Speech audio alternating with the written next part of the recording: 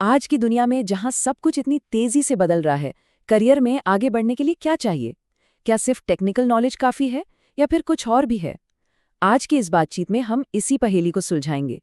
हम देखेंगे कि कैसे हार्ड स्किल्स और सॉफ्ट स्किल्स का कॉम्बिनेशन ही असल में करियर की सफलता की चाबी है। तो आगे क्या क्या है? सबसे पहले हम समझेंगे कि काम करने के तौर तरीके कैसे बदल गए हैं। फिर हार्ड स्किल्स और सॉफ्ट स्किल्स के बीच का फर्क जानेंगे।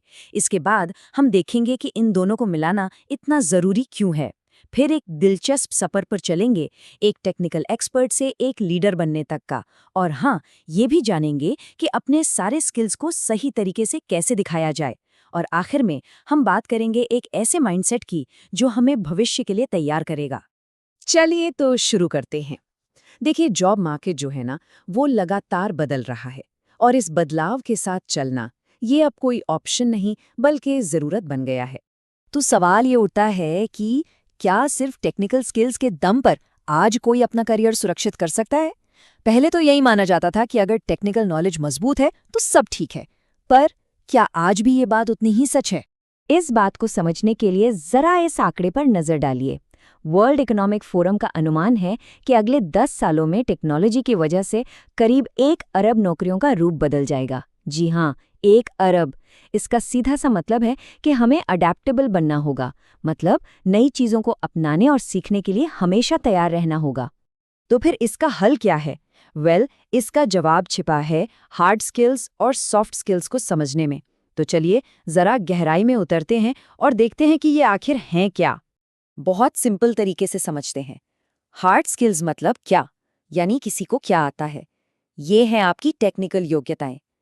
और सॉफ्ट स्किल्स मतलब कैसे, यानी जो आता है उसका इस्तेमाल कोई कैसे करता है, काम करने का अंदाज कैसा है।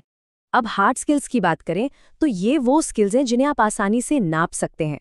जैसे कोई कंप्यूटर प्रोग्रामिंग जानता है या डेटा को एनालाइज कर सकता है, किसी को कोई दूसरी भाषा आती है या फिर अकाउंटिंग में महारत हासिल है। ये सब हार्ड स्किल्स हैं, मतलब किसी खास काम को करने की सीधी सादी टेक्निकल काबिलियत। और दूसरी तरफ है सॉफ्ट स्किल्स। इन्हें हम इंटरपर्सनल स्किल्स भी कह सकते हैं। ये इस बात से जुड़े हैं कि कोई काम करता कैसे है, जैसे किसी का कम्युनिकेशन कैसा है, टीम के साथ मिलकर कैसे काम करते हैं, कोई प्रॉब्लम सामने आने पर उसे सुलझाते कैसे हैं। ये सब सॉफ्ट स्किल्स में आता है। तो सबसे जरूरी बात क्या है? देखिए, असली पावर जो है ना, वो इन दोनों स्किल्स के कॉम्बिनेशन में है। अकेले हार्ड स्किल्स से भी काम नहीं चलेगा और सिर्फ सॉफ्ट स्किल्स से भी नहीं।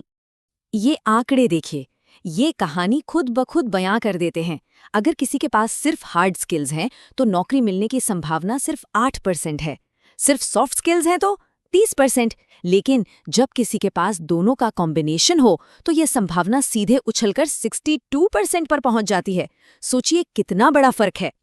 और ये सिर्फ थ्योरी नहीं है, ये जमीनी हकीकत है।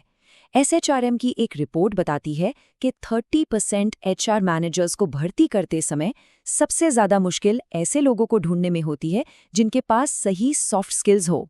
मतलब साफ है, मार्केट में इन स्किल्स की डिमांड बहुत ज्यादा है पर सप्लाई कम। चलिए